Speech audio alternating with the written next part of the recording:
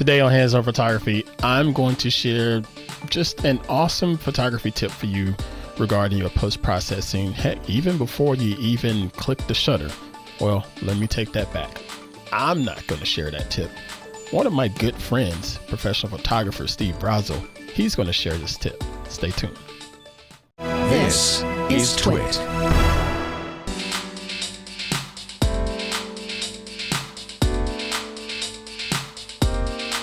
Hey folks, I'm Ant Pruitt and this is Hands On Photography here on TWiT TV. Hope y'all are doing well. I am unbelievable as always.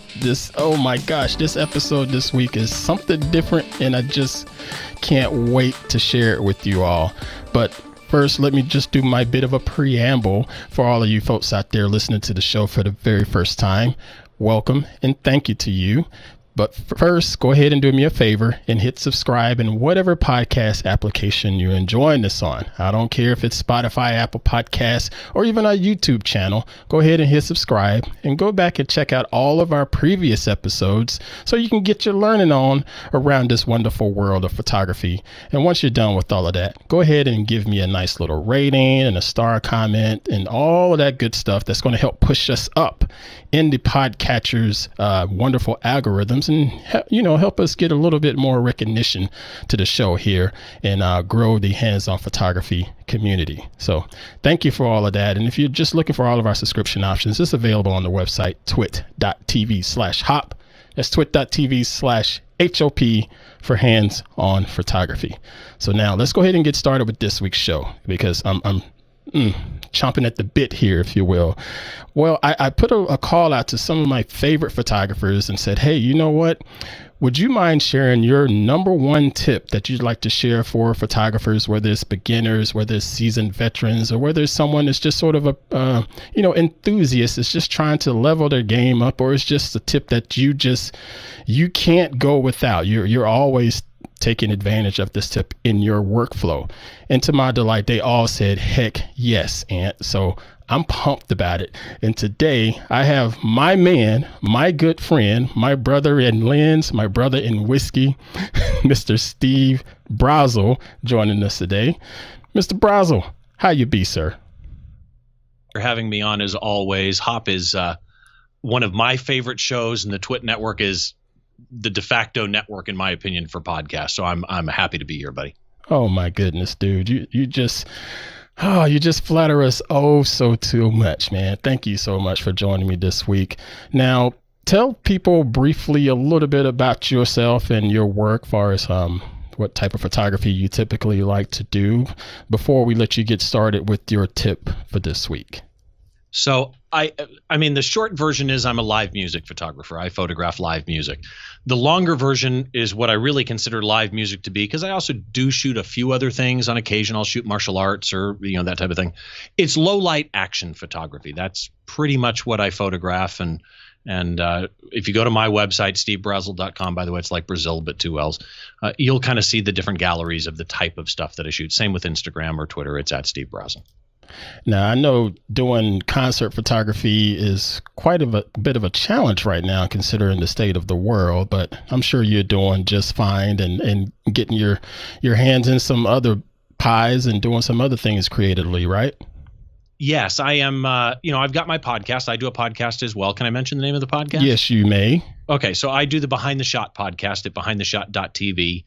And that's kind of, think of it as an interview of a photograph. So I have a guest on, we pick one photo and we dissect that photo, how it was made, basically trying to understand why that photographer made the choices that they made in making that. And then I'm also doing some workshop stuff, Princeton photo workshops coming up in April. It's 3 consecutive weeks, an hour and a half each week. I'm doing the challenges of low light action photography workshop. So I'm looking forward to that too. See, that's another thing that I love about this photography community that I am so proud to be a part of. Not only is everyone in this community super talented with their skill and art, but they are willing to share what they've learned. They've gone through the fire, if you will, and have been burned a few times. So they know a couple tips and tricks, and they don't want you to be burned by those same little mistakes that they've made in the past. And I really do love that. It really is about moving the photography community forward. right? I mean, that to me is really what it's all about. Is like you say, I haven't been able to shoot a concert for quite some time because concerts are shut down at the time that we're recording this. Yep. But I still believe in photography. I still believe in the community that we have out there, whether it's a well-known photographer or not. And anything that we can do to try and move that forward, I think is really, really a good thing. That's what's up. That's what's up. Now, so go ahead and give me a quick rundown of what you're going to share with our hands-on photography listeners today, my man. Okay, so I've got two things, and they're both fairly quick, but they kind of relate to each other. So I'm going to do a tip for when you're actually shooting action photography. My tip is pretty much action photography based. But then once you get the shots, I've got kind of a quick technique for you. And first of all, let's start with the tip. Okay. The tip that I want to mention is keep both of your eyes open. One of the problems, I wish problem's probably the wrong word, but one of the things that I see a lot of people do if they're not using live view, and what I shoot, you generally don't use live view. Your dominant eye is up to the viewfinder of the camera. And a lot of people, their secondary eye is closed. And my tip for you is open your second eye, especially if you're doing live music photography or any kind of action photography. And here's why. Quite often with action photography, you're photographing your son or daughter's soccer game, or you're photographing a baseball or football, high school football game, or whatever action you happen to be shooting. Quite often, if you are looking in tunnel vision through a 70-200 at a particular scene to photograph it, there could be something happening elsewhere in the overall scene that you miss because of that tunnel vision. And I'm going to give you a couple of examples from those. So as an example, this particular shot here, this is from Warped Tour a number of years ago. And it's a band called Barbed Wire Dolls. Now, in this particular scene, really what I want you to look at is the other photographers that are not photographing this moment. They're all friends of mine, but you'll notice one guy has a hat on backwards, and he's still photographing the band members on stage. A couple other people are too. The guy in the beanie, friend of mine, Troy, great photographer, by the way, Troy, but he's also not photographing this moment where the lead singer jumped off the stage and is now interacting with the crowd. That's a moment I want to capture. Well, the reason that I happened to catch this particular scene is because my left eye was open while my right eye was at the viewfinder photographing the drummer. Now, I got to tell you, I'm guilty of that myself, of just sort of squinting my eye just out of habit and totally missing things flying by me. So that's an excellent tip. But sorry, proceed. And no, but you're right. And that is, I think sometimes we all know that we're doing it and we just don't think about it until you miss a shot. Mm-hmm. So this particular shot here, this is Butcher Babies, Heidi the Butcher. This is a moment I would not have wanted to miss. Right. The fans are grabbing her leg. They are grabbing her hair. The energy. Right? The energy here. This is the moment. I don't want to be photographing the bass player right now. Nothing personal to the bass player, obviously. Right. But these types of moments you only get by having your eye open. And here's another great example of a moment like this. This fan interacting with the lead singer of an English band by the name of Don Bracco. This is a moment I don't want to miss. And think about live music, in this scene that you see here, it was so loud, I have earplugs in. So if he goes into the audiences and is doing this scene, and I'm simply tunnel vision through a 70-200 photographing the drummer, I could get great shots. Right. Not saying that, but I'm arguably missing a moment that can't be recreated. Right. And now I'm going to tell you about a scene where I almost missed it. In this particular scene, I was photographing the guitarist with a 70-200 on. Oh, look at this shot. My left eye was closed. I got lucky, put the camera down that I was done, and realized he was already all the way at the top of a speaker stack getting ready to jump off. I was able to quickly turn, focus, snap a couple of shots as he was dropping the microphone. So right? For the people listening to this on audio, you were looking essentially frame right, lower right third with your telephoto? Correct. Okay. Yeah, like in this particular shot, I'm on the opposite side of the stage, actually. Mm-hmm. So I'm photographing one band member, and when I put my camera down to think, what do I want to photograph now? He'd already climbed up. Now, had I had an eye open, I would have had more time to think about it and focus and expose and compose, etc. In this case, it was, oh no. Yeah, you had less than a second. Yeah, it happens very, very quickly. Let me give you a really good example. Do you know the band Nirvana, right? Of course. Okay, well, this guy on the right in the white shirt is the bass player for Nirvana, Chris. Okay. This is his new band called Giants in the Trees. Well, as I'm photographing them, most people were, I want to photograph the bass player. I don't care about the rest of the band. I want to photograph him, get a photo of the bass player of Nirvana. And they may have not realized they switched the drummers, and Dave Grohl of Nirvana, I was getting ready to say, that looks like Dave Grohl back there with glasses sat on. down at the drums. So again, if you are tunnel vision with your eye to the viewfinder, looking through whatever lens it is, and really concentrating and not at the same time using your peripheral vision, you can miss shots. And in cases, certain cases, the shot that you miss, I consider what I do, live music photography and a lot of action photography, photojournalistic, right? Right. Well, right. In some cases, you will miss the consummate moment at an event, the storytelling moment at an event like this one here. This is Warped Tour, and I'm photographing a band member. My left eye is open, and I happen to see the guy without the shirt, the lead singer, Jason, jump off the stage, and I think something's about to happen. Because my eye was open, I was able to see this, turn, realize this room is almost pitch dark. Yeah. I'm at 6400 ISO, 24 millimeters, f4, 1/20th of a second. I'm not going to change my exposure because it's too dark. Right. So I find a friend of mine on the other side, Jose, photographing Jason from the other side, focus on a static object so that something in the frame is sharp. Right. Or sharp enough. While I know blur is going to be happening, Jason starts taking the crowd surfers and helping him up on the stage. But because I had the time, because I saw it, I was able to get an entire crowd surfer in the shot as well. And here's another example. This is Cage the Elephant. I almost missed this one. He climbed down right after this. I didn't realize he was up there for over a minute because I was photographing someone else and in my own little world. This is a moment. This is Cage the Elephant, by the way. This is a moment that I want. Love it. And with this particular show, there were so many moments like this. And the last example I'm going to show you on this tip of keeping both your eyes open is Cage the Elephant. Again, I call this shot not Mick Jagger because everybody thinks it's Mick Jagger. But this particular shot, he had gone in the audience 3-4 times, and I had, oh no, and because my eye wasn't open, I didn't see him climb down. And by the time I got there, he was surrounded by photographers, and I couldn't get the shot. But I knew he'd do it again. Yeah. So this is the perfect example. I kept my eye open, knowing it was going to happen while I was shooting. And as soon as he moved towards doing this, I was the first one on the scene and got what was one of my favorite shots of all time, whether anybody else likes it or not. For my art, this is everything I wanted in a photograph. You can see my work area on the right, the photo pit with the photographers. Mm-hmm. You can see the audience with their hands in the air and the one girl in the glasses that's freaking out because she gets to touch Matt She's looking Schultz, back like, can you believe this?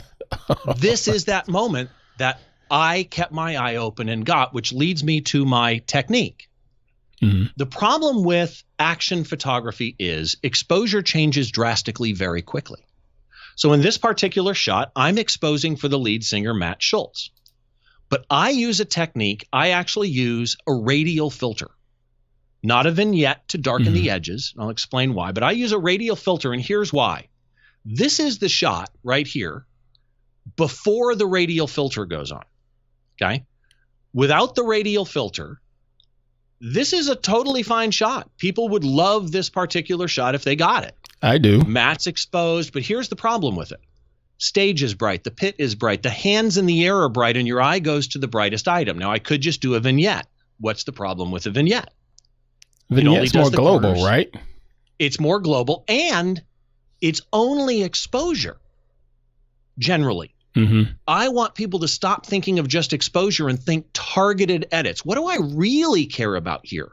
I care about, in this particular shot or in any of my shots, a lot of times I want to bring the highlights down or the whites down, or I want to bring dehaze up, right? Mm-hmm. Well, by doing this radial filter here, watch it off. This is the shot with it actually not on.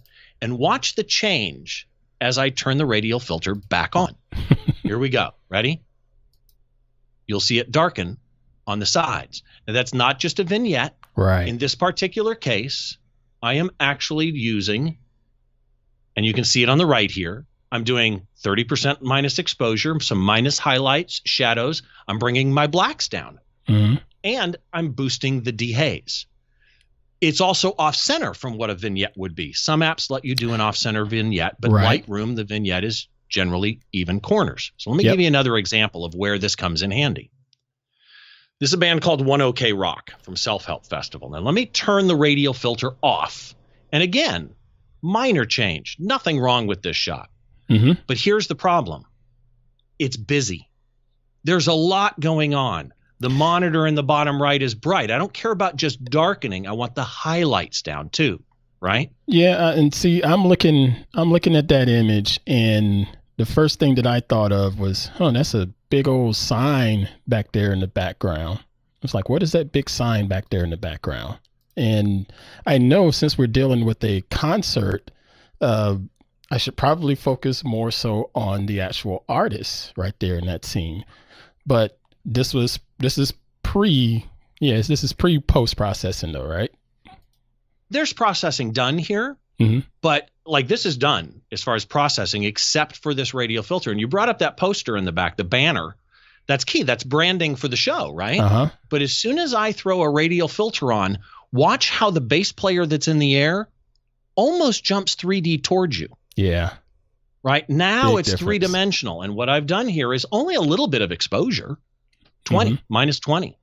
But I've got a plus 15 dehaze, a minus 10 highlights, and a minus 15 shadows to try and make the bass player jump forward. And this is where this type of thing really, really comes in handy. When you have distracting background elements or bright background elements, this can help bring that subject forward. So this is Rob Halford of Judas Priest. And without the radial filter, the background is bright and kind of competing. Just by throwing a radial filter on, Rob suddenly becomes the spotlight and the background falls away. There's some definite separation from the background now. Exactly. Now think about this, though. Think about the mom that's photographing somebody on a soccer field. And in that particular case, a lot of times it's daylight and the sky is bright. Well, take a look at this shot without a radial filter, customized radial filter. In this particular case, bass player's in focus. The singer is not, because I was focusing on the bass player and the singer's moving quick. The same guy who jumped off the speakers earlier. But I really want to focus on the bass player here that's in focus, but the brightness of everything is competing. So I simply put a radial filter on. You can see what it's affecting here in red. And I've done a little bit of exposure, a minus 10 on the highlights, minus 5 on the whites, some shadows, and some dehaze. Now look at his legs, though. Here's the biggest advantage to using a radial filter to me. If you look at his leg, it's red. And if you look at it when I move away, his leg doesn't match the rest of him because the way a radial filter or even a vignette would work. But a radial filter gives me this. It gives me a brush option.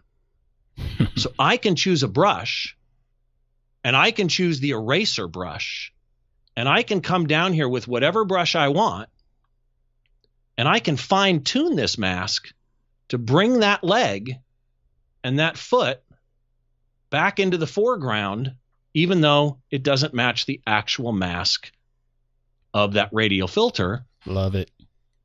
And now, just by doing that, I suddenly have exactly what I want. That's before. Yep.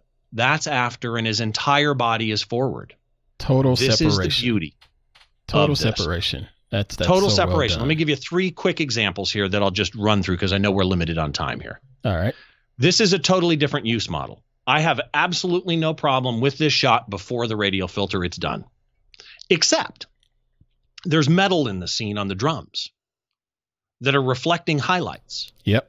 So I can use a radial filter to do almost nothing, but bring down the highlights.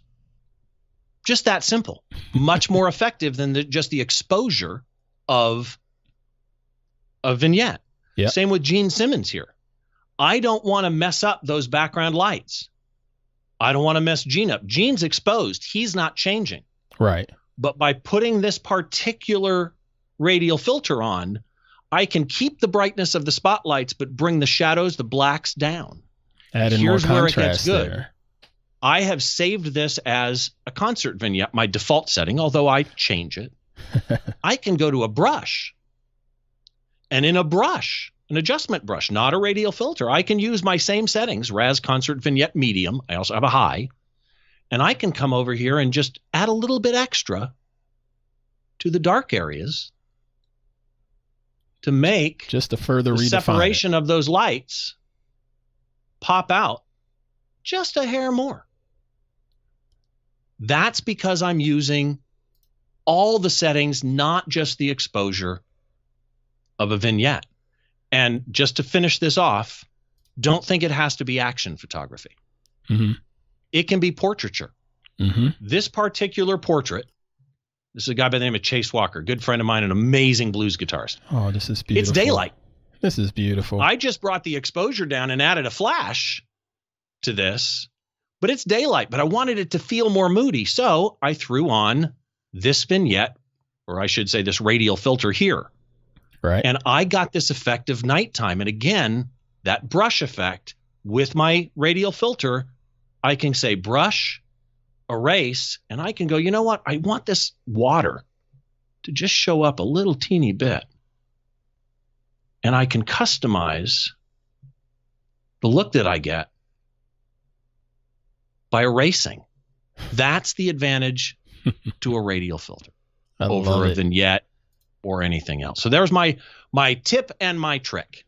I absolutely love this idea because it really makes me think back to I believe it was episode 14 of Hands-On Photography, where I introduced selective adjustments in our workflow, because we talked about the basis of getting the exposure right in camera.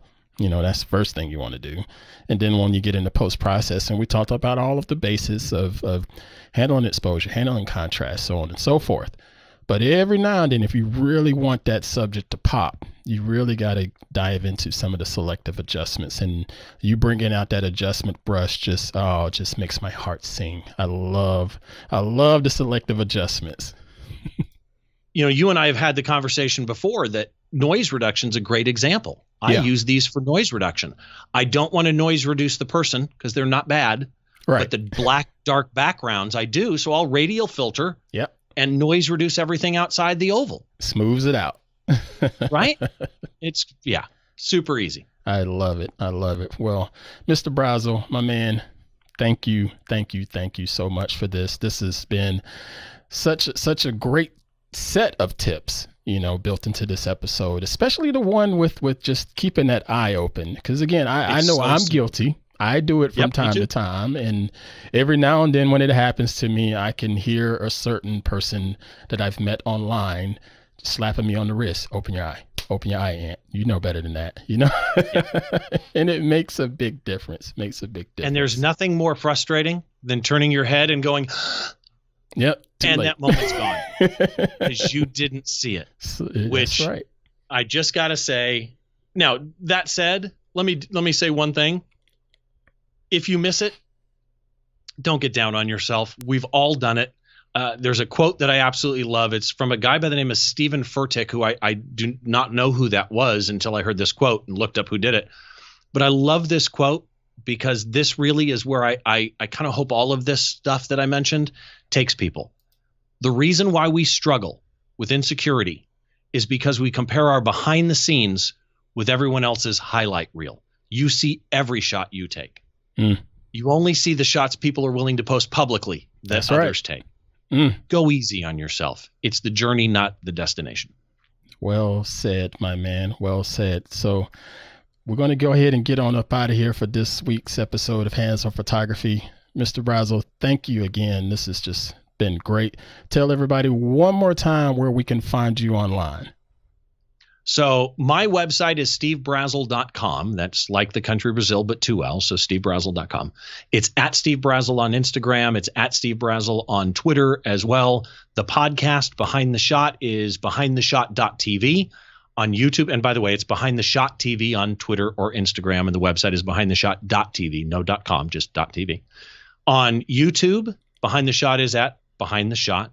And we have a Flickr group, too. If you want to go over there and join in, we use the Flickr group for the critique shows that we do, which Ant has been kind enough to be a guest panelist critiquing with us as well.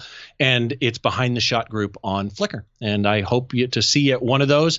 Again, PrincetonPhotoWorkshop.com for the class that I'm doing coming up in April of 2021. 3 sessions, hour and a half each. Hope to see you there. Sweet. Outstanding. Thank you again, my man. And folks, again, if you have any questions, comments, or feedback, feel free to shoot an email over to hop@twit.tv. That's hop@twit.tv. I answer all of the emails as fast as I can because you folks are quite ambitious with your reaching out and feedback, and I absolutely love it. So keep them coming, and be sure to follow me over on Twitter and Instagram. On Twitter, I am Ant_Pruitt. On Instagram, I am Ant_Pruitt. I try to share a lot of behind the scenes stuff over on Instagram and not just show off my glamorous, awesome photographs there. All right, that's going to do it for this week. Thank you all so much for the tremendous support. Thank you again to my man, Mr. Victor, for making me look and sound good. Thank you again to Mr. Brazel. Now, folks, you all safely create and dominate. Y'all take care. If you like Android with a heavy dose of fun and entertainment, then you're going to love All About Android. It's me, Jason Howell, along with my co-hosts Ron Richards and Florence Ion. Every Tuesday, we discuss the news items that matter most, the hardware and devices that are running Android, and the apps that run on top of them. Plus, we answer your email each and every week. That's All About Android on TWiT.tv.